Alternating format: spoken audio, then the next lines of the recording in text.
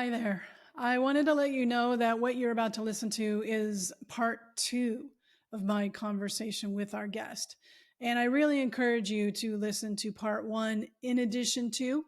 It can be in a different order, but make sure that you get the whole conversation. The conversation was so rich that we needed to split it up into two episodes. So take a listen, make sure you catch the first part, and enjoy.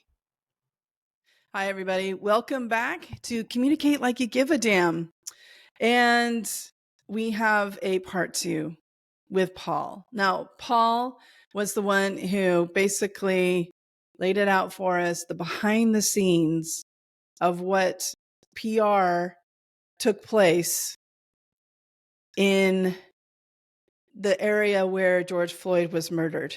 And so if you haven't listened to that part one with Paul, he basically teaches a class on protest communications, demonstrations, languaging, positioning, supporting, government, institutions and family members through crisis situations like the murder of George Floyd. I mean, it was an incredible story, and thank you for that. And when I realized after we had that conversation, Paul, was there's more to this here. So let's take a broader lens here Yeah. and tap into your experience around crisis communications as a whole.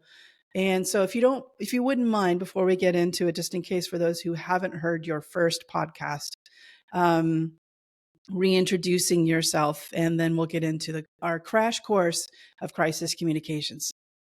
Yeah, just a quick intro. So I'm born and raised in Minneapolis, and I've been doing crisis communications, as I tell people, my entire life.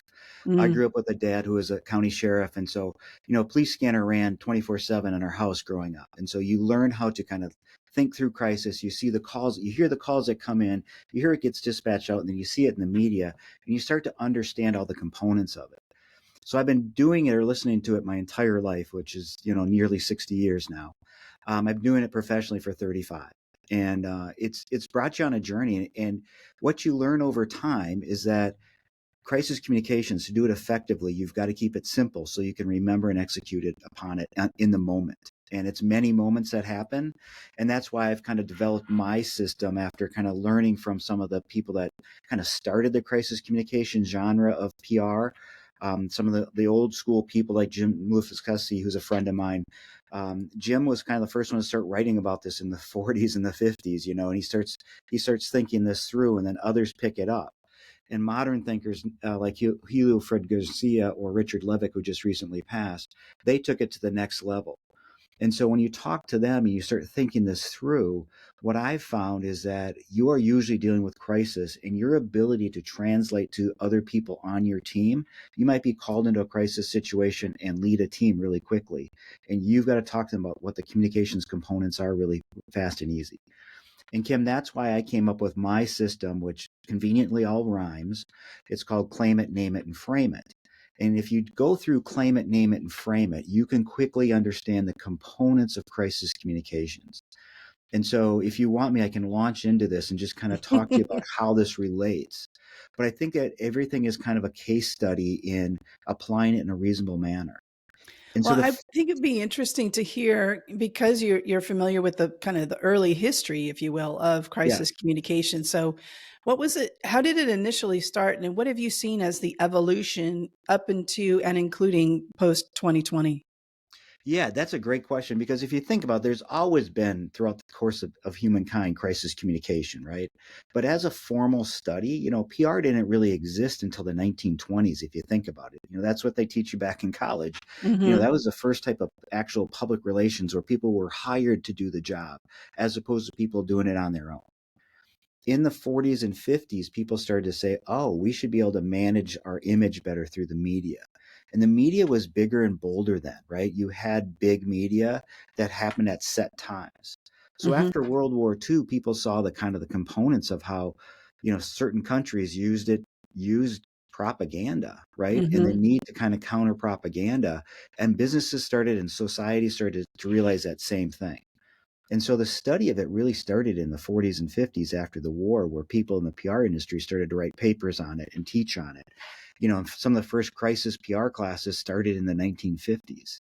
And you take that on through and you watch things evolve, right? You see this, the 50s going to the 60s and the Vietnam War and how that was handled or mishandled, right? You see the Pentagon Papers, things like that.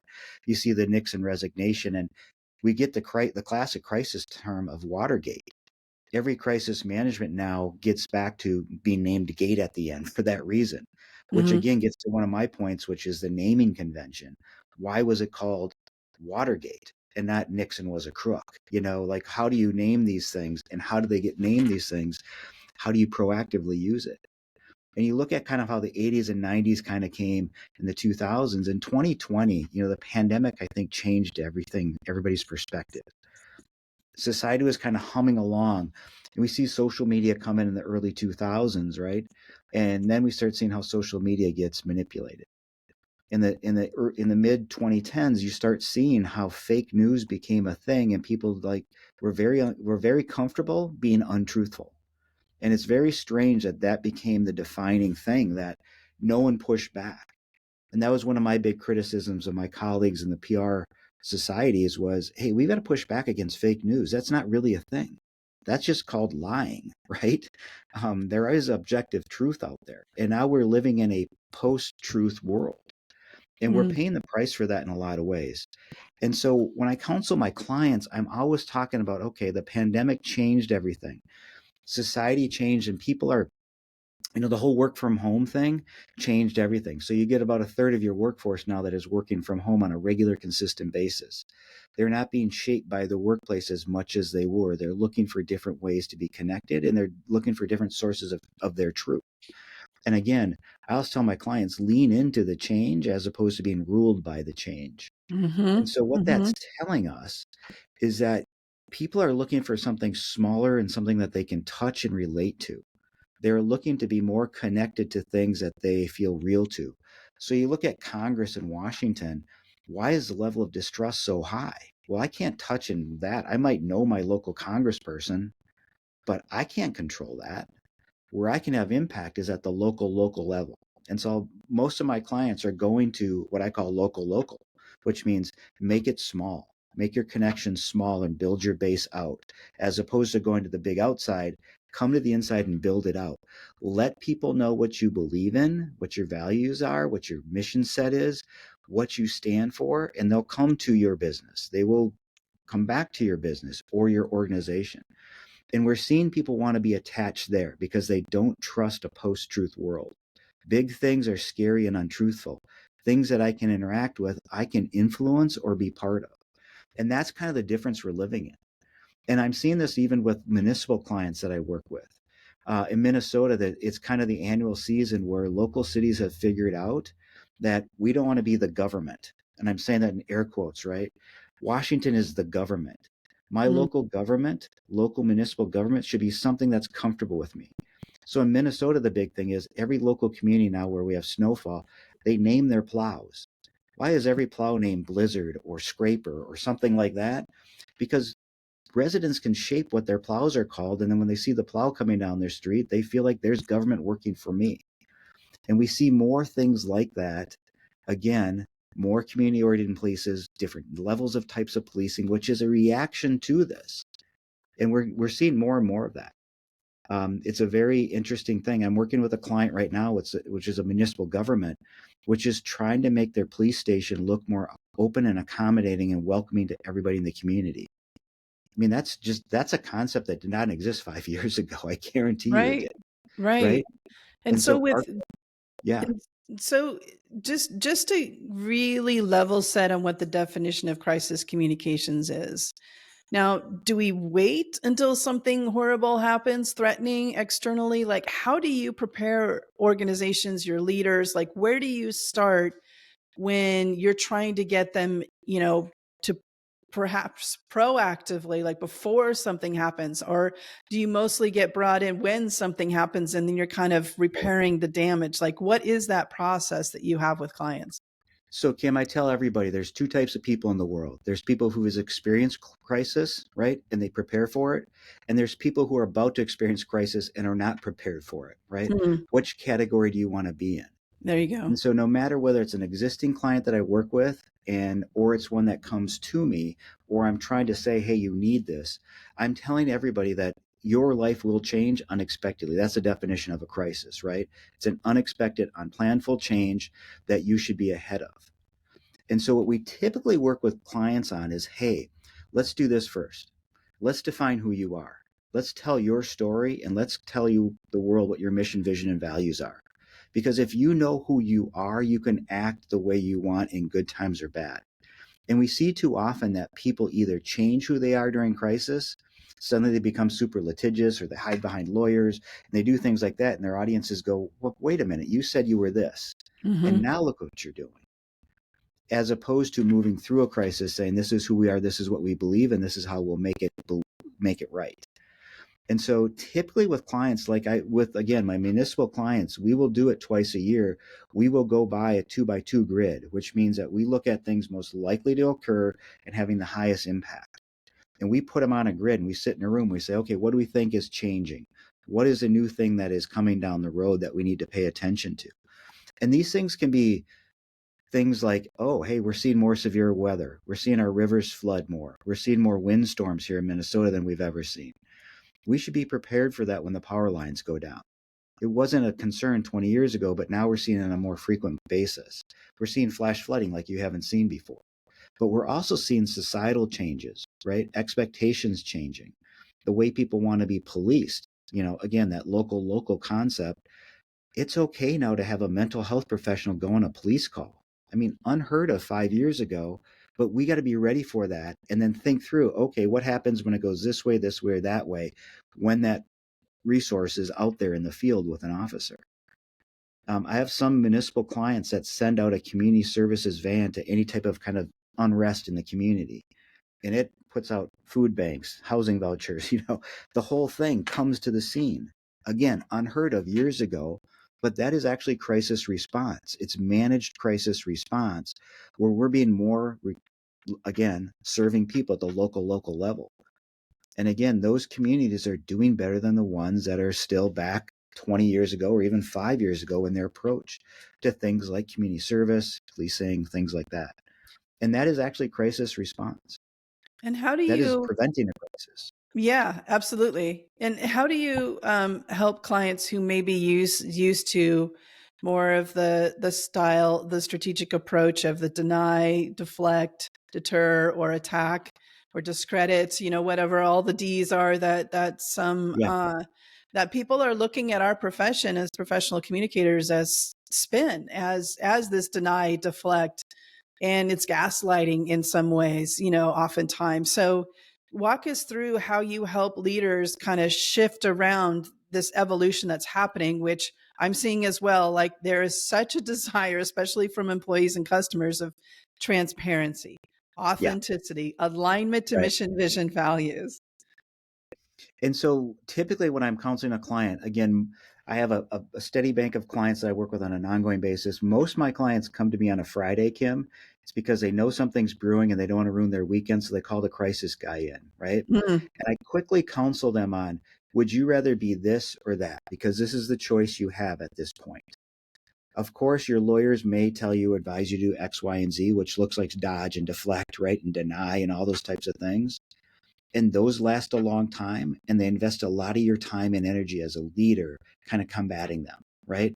hmm Or you can do It's what we expensive do, too. and it's expensive and it's time consuming and it's emotionally kind of draining. Or we can deal with it the way that your audiences expect you to, which is to be open, honest, transparent, and live your mission, vision, and values. And this is what it can look like. And using strategic communications, most people don't think you can use communications in a strategic manner to advance your goals. But in fact, you can. Hmm. And, the rule of thumb is never let a good crisis go to waste. So just think about that concept, right? Never let a good crisis go to waste. The crisis can define you in a better way. Companies that go through something and handle it right come out stronger rather than weaker, right? Organizations that deflect, deny, and whatever get weaker and weaker over time, and they lose more and more over time. Again, not to pick on any one organization, but look at the Catholic Church handling of abuse cases. Hmm. I mean, defect, deny, say it didn't happen, right? I don't think that served them well when you look at the number of archdioceses that have gone bankrupt. I don't think you've seen people leave a church as fast as that, right? Societally, people are saying, no, you know, Hmm. let's deal with this. And again, it becomes this huge organization that you can't touch, right? It's way far away in Rome as opposed to something local. And people are voting, with their feet, not into a Catholic church for that reason.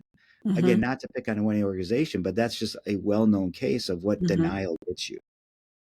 Yeah. Rather than saying, hey, we had some wolves among the sheep here, and we took care of the wolves and lived our faith and lived our values. And this is why we're a good organization. And you see the exact opposite happen. And again, those are decisions made by people in charge that were the wrong decisions. And the more and more that I talk to chief communication officers, as well as crisis comms professionals like yourselves, I find that the counsel that leadership gets is on point, like you're recommending. Yeah. And yet, what we end up seeing from Bud Light, from Target, from other organizations that have gotten it really, really wrong, and missed opportunities. To your point, like Target had this incredible opportunity in the summer of 2023 when Yeah. they experienced a day in the life of LGBTQ plus people. And instead of doubling down and saying, wow, we are experiencing what it's like in the day in the life of an Yeah. LGBTQ plus person, instead they backed off and let us as a community out on our own. They just abandoned us. Correct. So there was an opportunity there, a huge opportunity to really withstand, instead of moving beyond standing with the statements of standing with, but actually Mhm. withstanding and using Right. it as an educational moment. So the more and more I hear from especially chief communication officers who have this direct line of strategic advisement, including the PR agencies that are supporting these chief comm officers and also supporting these recommendations to do as you talked about, being more authentic and transparent, because the truth is always going to come out. And we have to own our own narrative. Otherwise, we're Yes. just in an age where other people are just gonna, it's so expensive. Like to your point, like, but I'm seeing a little bit more of and is this your experience where it's leaders who are in a fear-based mentality, not necessarily the chief comms officer or the PR agency of record that's making the recommendations? Although, Paul, I have to say this real quick. When Yeah. Roe v. Wade was overturned, there was a slew of articles talking about agencies making recommendations to organizations to say no comment. Now, as a DEI communications person, I felt that was the wrong recommendation. Like PR agencies need to have DEI communication professionals to better prepare their clients. If you work with an agency of record that doesn't have DEI communications as an expertise as part of the services, they're underserving you. Right. So you're going to be stuck in that kind of situation. But going back to the chief comms officers, the PR agencies that support them, that are making recommendations for this transparency. And this is what it looks like. And you will come out stronger by owning this. Like, how do we, as in house communicators and working with our PR agencies, or if we're internal, working with our chief comms officers, do you have any tips or advice of how we can kind of shift the mindset of our leaders to get out of, to trust us that Yeah. this is the right way to go, and then name it? What's your Claim it, process? Name name it. it. Yeah. Claim it, Yeah. name it, frame it. But Kim, let me just pull apart a few things that you said, right? So think about a few things. One of the things I kind of account for with my clients nowadays is what I call post-truth trolls, right? The post-truth trolls, they exist because they can help politicians or counter organizations raise a lot of money and profile by going and protesting Target because they're selling a shirt, right? Because it has a rainbow flag on it. And if you haven't accounted for that, you haven't done your crisis communications right to begin with, right? You take the time to merchandise a shirt, which means that you've probably sourced it a year ahead of time, right? You've had the factory make it, you had it shipped, you get to the stores, you do the pricing, you put in, where's it going to be in the store, all that kind of stuff. That's lots of decisions being made. And if you haven't thought through something like that, that you can guess is going to be somewhat controversial or not, and how to handle it, you failed before you've even started to put Hmm. that shirt on the shelf. Hmm. Being out of And touch so, of what's going on in culture. Yeah. exactly. And so if you haven't thought through what the post-truth trolls are going to come out and do, you've done crisis communications wrong.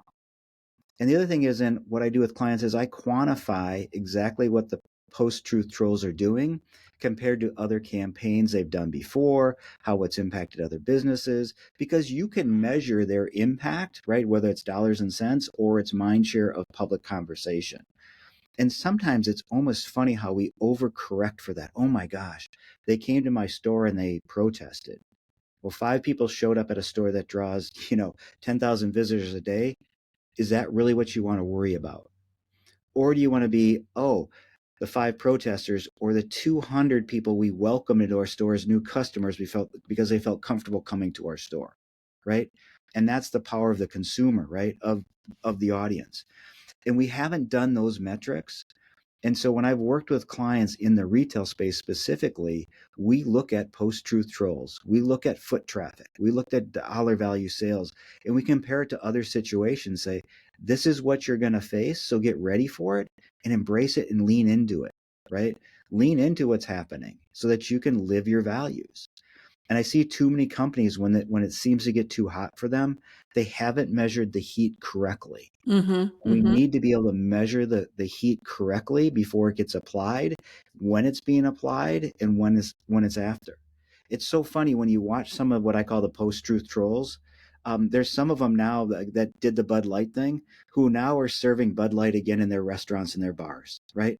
Because it's a good, popular selling beer. Hmm. They made their little hissy fit, whatever they did, right? And Bud Light withstood it. They're still in business. Now they lost money in the interim, but they might make it back up. But a lot of the big cheerleaders for that have relented.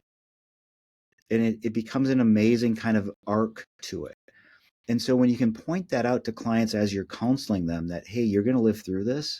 Don't let this good crisis go to waste. Lean into it. Think about your employees that might be in this community or that community, right? Think about Hmm. your customers, right? And how they feel. And again, we make the matters worse when we don't really live our values. So if Target wasn't ready to live those values, they should have never put that shirt on their shelves. They should have never pretended. Hmm. And again, Target's based here in the Twin Cities. Their headquarters is 5 minutes from my house, right? I think they really mishandled that. They could have handled it much better. Yeah, and I They could have. appreciate the 20 years of support for the community, but they did not withstand when it was tested, right? And Correct. they were not truly they didn't have the right people at the table to advise them of what's going on in culture and what does this mean with 650 anti-LGBTQ plus bills going on across the country. Like you Exactly. have to take just businesses as communicators, we have the pulse, especially for internal and employee communicators. We have the pulse and we have to keep the pulse of what's going on with employees. And then our marketing, buddies and PR buddies are keeping a pulse of what's going on in externally in the market. And so we have to be at the table and we have to be listened to, in order And to Kim, I think be not only do we have strategic. to be listened to, but we've got to bring the metrics, right? And the examples, right? As communicators, we got to say, this is what we see, this is how we see it, this is where this can go, and this is where we need to move it. And I think sometimes we've got to give communicators the ability to have those conversations and teach them how to have those conversations, which I see you doing because I've been to many Yep. conferences where you speak, right? And people leave those rooms feeling emboldened, right? But we got to keep that going, moving it forward. Otherwise, we're just going to keep regressing, right? That's what the trolls want, is to regress back to their level of unhappiness with the world or Hmm. whatever it may be. Hmm. Again, you don't have to go shop at Target if you don't like the shirt they sell. Hmm. You know Or what I just don't mean? You buy the shirt. don't. It's just like Yeah. change the channel if you don't want to watch the show. And just don't Right. buy the shirt. I was at Target yesterday, and I didn't buy every item in the store. I bought the ones that I wanted, and I chose other ones I walked by the ones I didn't want. It's not a hard process, right? Right. So it's Right. They have thousands of items on their store, and they let trolls kind of push them out of selling the one or the two. When you're working with leaders, executives, CEOs, and it's very sensitive time, whether it's a social crisis, or a product crisis, whatever, it may be. um, I don't know if you've been involved in boycotts or recalls or, those kinds of, Yeah. any kind of crisis situation, obviously. What comes up for them that they share with you on where their mindset is and being resistant towards really owning and framing and naming the crisis situation Yeah. and benefiting from it from a reputational standpoint? As odd as this sounds, I'm going to tell you a couple things that people kind of scratch their head and they go, "Are you sure about that?" I will tell you that most executives, when they're making decisions, of course, you expect them to have the best interest of the organization at hand. But a lot of times, what they're most kind of like fearful in the back of their minds is, how do I explain this to my peer group, other executives, right? People at the where I shop, where I play, where my family goes, either what's a country club, a church, whatever it may be. That is one of their fears, is the social action, social interaction they have to have and explain it to their peers. And so if you don't account for that in your crisis communications, you have failed. And that's one of the things when I talk about framing with clients. One of the things I talk about in framing is what I call proximal communications. Proximal communications means that those that are closest to an issue need the most kind of personal level of communications that it applies to, which tells me that, hey, I can't send an email to someone who just lost a loved one in a car crash. If I'm the executive, I might have to go to the hospital. I might have to make a phone call, right? I'm not going to send an email and say, hey, I'm sorry your loved one died, right?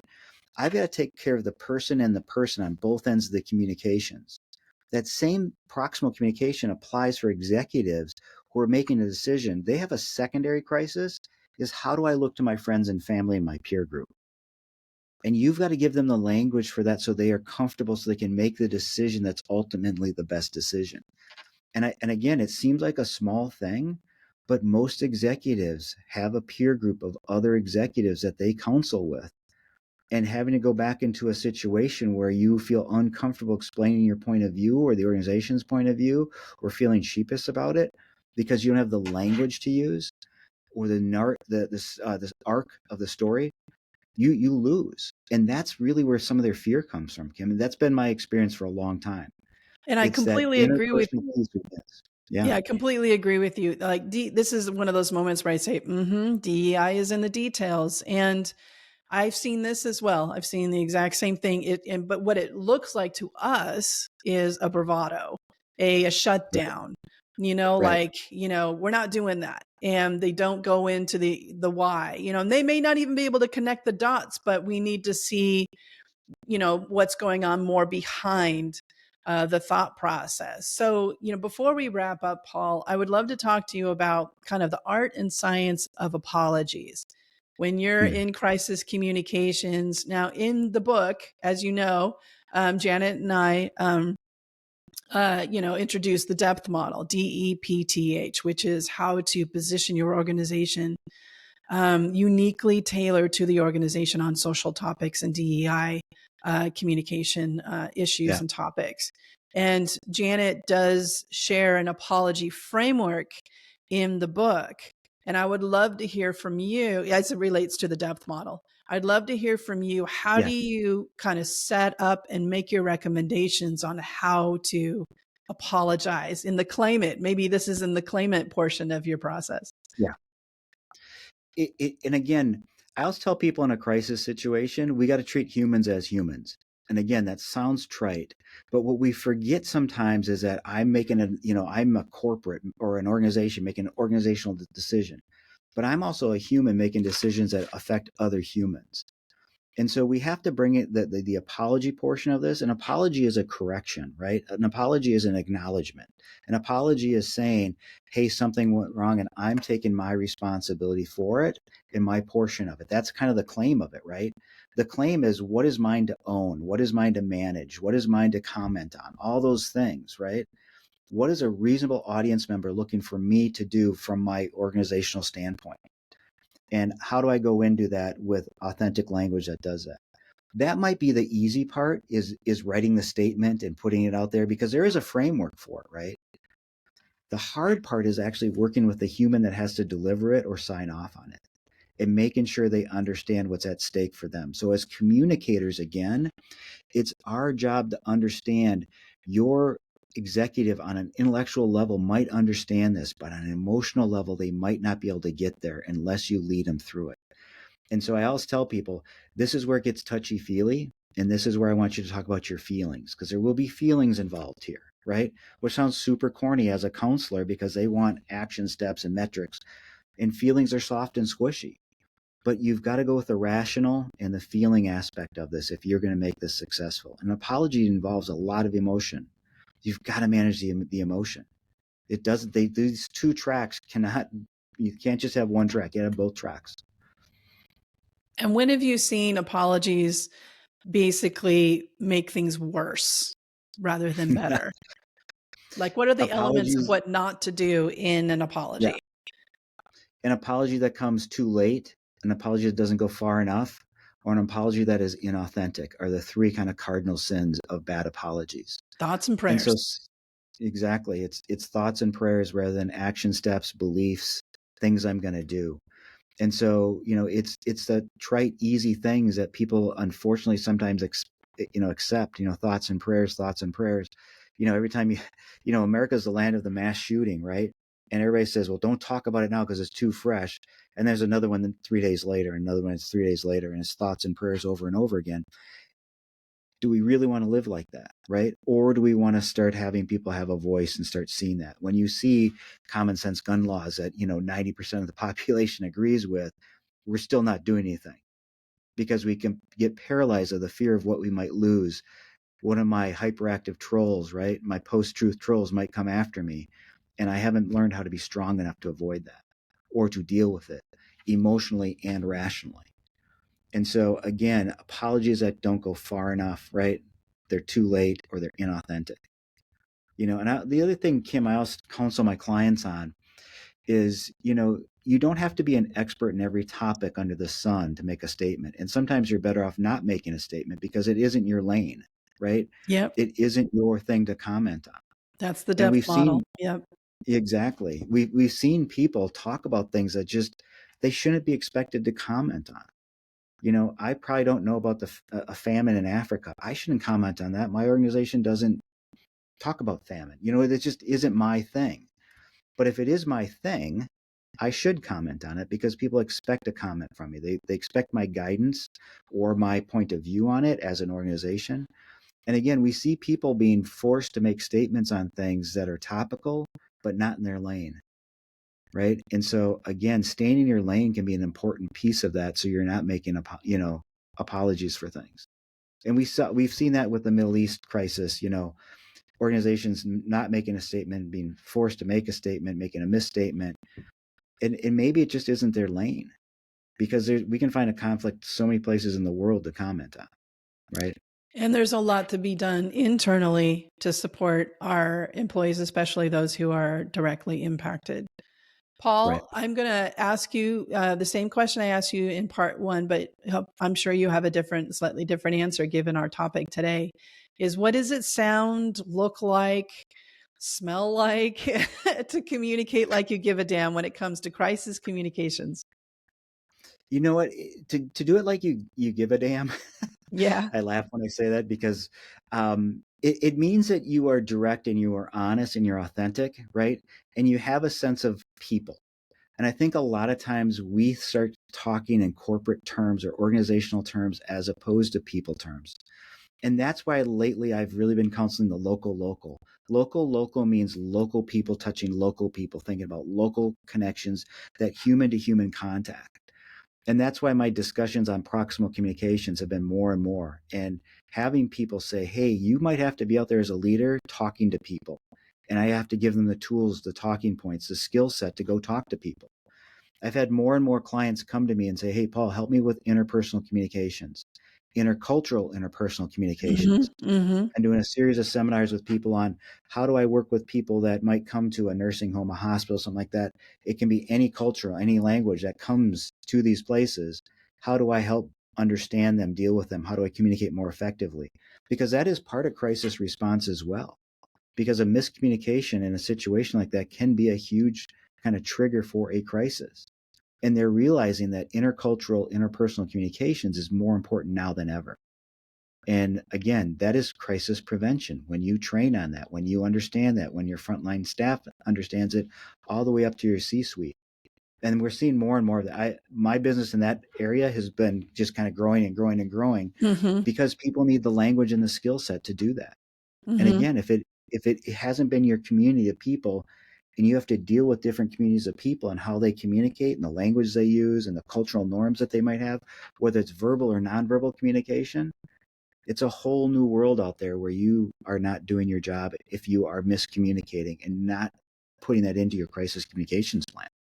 I appreciate your naming the crisis prevention opportunities, because Yeah. that's a place of that's a point of frustration for a lot of us in DEI in general, but specifically for me as an expert in DEI communications, because organizations magically have budget lines for crisis communications, but they don't proactively and strategically and thoughtfully invest in crisis prevention. So Correct. having a DEI communications person with your crisis communications folks and working through all that and using the depth model out of our book, The Conscious Communicator, The Fine Art of Not Saying Stupid Shit. That's the name of the book that I co-authored with Janet Stovall that Paul got to see me speak and talk about. So we're kind of giggling about some of the things that I said in that room that day. But we really need to do some paradigm shifting around here. We have to get away from, to kind of summarize our conversation, Paul, is, get away from the deny, deflect, attack, that kind of stuff into the claim it, name it, Yeah. frame it process that Paul uses. Yes. And this is preventative. You don't have the magic budget appear when there's a crisis situation. It's way more expensive.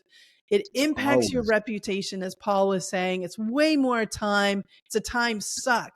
And all of it could be prevented, most likely ahead of time. Still have a crisis comms plan, but do it with a DEI comms person in the room. Use the depth model. Paul, any final words, and how can people get in touch with you? You can come to my website, omottandassociates.com, anytime. You can find me on LinkedIn. I have a lot of followers on LinkedIn. I live in Minneapolis. I'm pretty easy to find in Minneapolis. I've been here for nearly 60 years now. But really, Kim, to kind of wrap up, crisis communications, again, the best work I do, you never see. Think about that concept. The best work you and I do, yeah, people never see, because That's we right. fixed the problem ahead of time. That's right. We've thought it through ahead of time. We've applied the things. You would much rather never see me, or see me on the front end rather than the back end of a crisis. So let's do our best work so people don't see it, right? We've normalized good behavior. We've normalized thoughtful conversations ahead of time, as opposed to after, and we're playing cleanup. Perfect. Paul, thank you so much for being here. Kim, thanks for having me again. Appreciate it. So, what popped out to you from the conversation? The more conscious communicators in the world, the better the world. So go to communicatelikeyougiveadamn.podcast.com and set up a one-on-one strategy session. And until next time, let's keep taking care of each other.